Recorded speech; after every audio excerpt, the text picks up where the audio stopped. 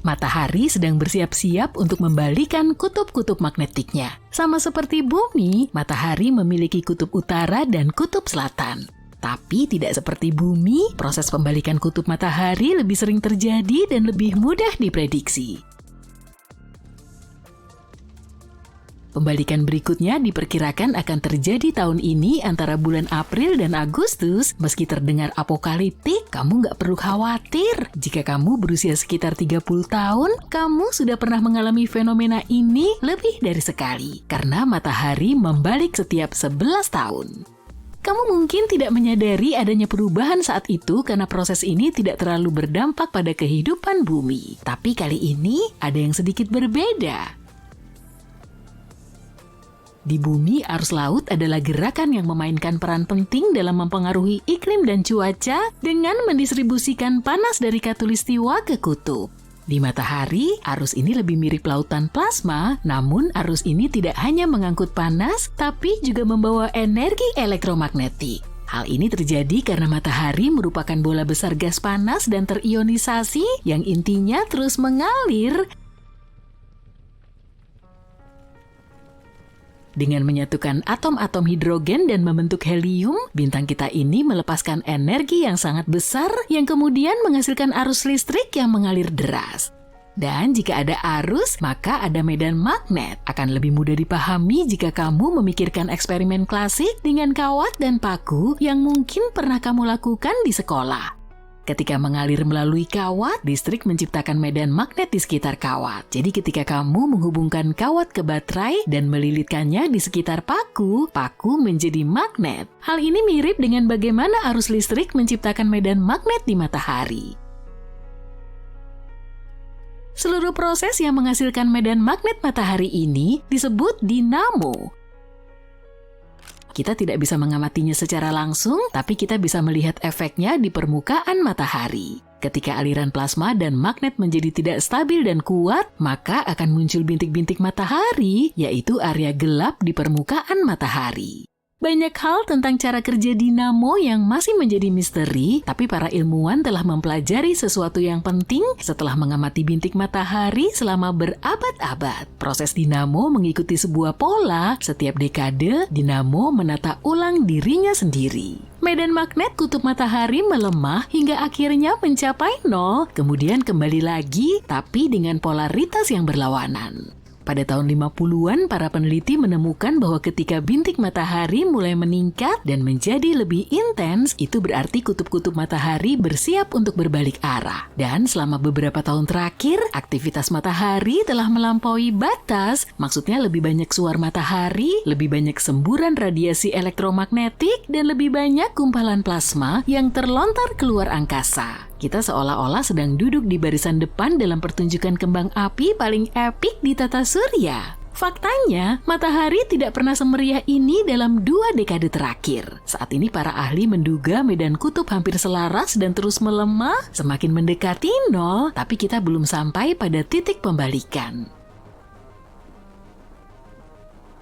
Meskipun mungkin terdengar bahwa matahari membalikan kutub magnetnya seperti jarum jam setiap 11 tahun, kenyataannya tidak serapi kelihatannya. Peristiwa ini bisa jadi berantakan dan beberapa aspek dari fenomena ini masih sangat sulit untuk diprediksi. Ambil contoh siklus matahari terakhir, belahan bumi utara memulai perputaran magnetisnya pada awal Juni 2022, tapi kemudian mengalami hambatan dan bertahan di sekitar titik netral sampai akhir Juni 2024. Sementara itu, di belahan bumi selatan, segalanya berjalan lebih lancar dengan polaritas yang beralih pada pertengahan tahun 2013. Kali ini matahari benar-benar bersikap baik, siklus kali ini tampaknya berjalan lebih mulus dengan peralihan kutub yang lebih merata. Tapi ini nih masalahnya, proses pembalikan arah tidak pernah sama. Itulah yang membuat fenomena ini sangat menarik untuk diamati. Tapi pada saat yang sama, sulit untuk memprediksi bagaimana hal ini akan mempengaruhi kita di sini. Di bumi, kita tidak perlu terlalu khawatir tentang ledakan matahari intens yang terjadi 150 juta kilometer jauhnya.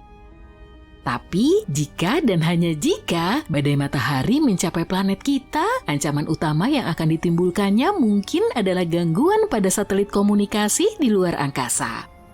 Namun hal-hal yang mungkin berbeda dalam pembalikan siklus yang terjadi pada tahun 2024 ini karena jumlah satelit telah meroket dalam beberapa tahun terakhir. Sebagai contoh, sistem Starlink milik Elon Musk saja melibatkan lebih dari 4.000 satelit. Semua satelit ini bersama dengan satelit komunikasi dan GPS dapat terdampak atau bahkan hancur oleh badai matahari yang kuat.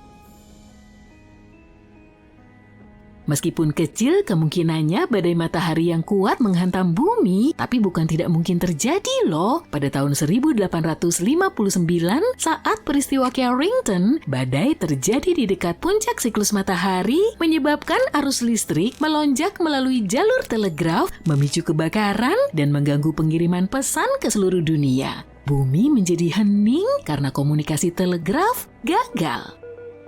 Bayangkan apa yang bisa dilakukan badai matahari terhadap sejumlah besar satelit kita saat ini. Badai ini dapat memengaruhi semua hal yang kita andalkan setiap hari, mulai dari komunikasi dan navigasi berbasis ruang angkasa hingga layanan perakiraan cuaca. Distribusi listrik di permukaan bumi juga bisa terpengaruh. Lupakan menonton YouTube atau sisi terang, karena jika peristiwa seperti itu terjadi hari ini, itu bisa menyebabkan kiamat internet, membuat banyak orang serta bisnis menjadi offline.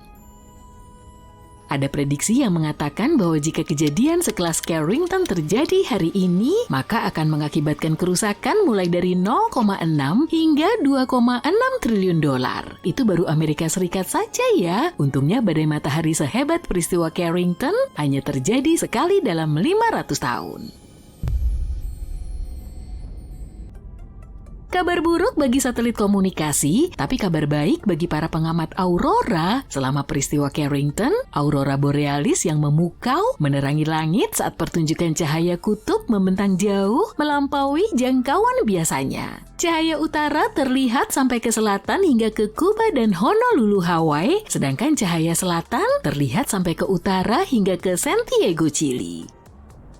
Bagi banyak orang di seluruh dunia, ini adalah penampakan aurora pertama mereka, membuat mereka terobsesi dengan langit yang luar biasa cerah. Sebagian dari mereka mengira bahwa itu adalah akhir dari dunia, sementara yang lain memulai hari mereka lebih awal, mengira matahari telah terbit setelah mendengar kicauan burung dan melihat langit yang cerah.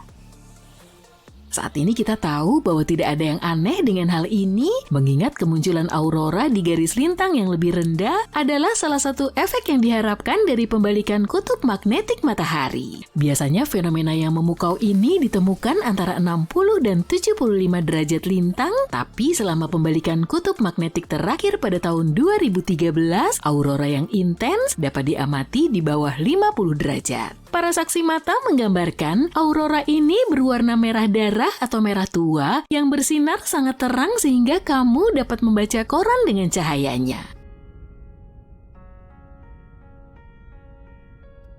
Fenomena ini penting untuk dipelajari dan tidak perlu ditakuti. Pembalikan kutub magnet di matahari sebenarnya merupakan kesempatan besar bagi para ilmuwan untuk lebih memahami cara kerja bintang kita. Karena masih banyak bagian yang belum diketahui dari keseluruhan situasi dinamo, kita masih belum pandai memprediksi kenapa beberapa siklus matahari lebih kuat daripada yang lain atau kapan tepatnya lontaran massa corona akan terjadi.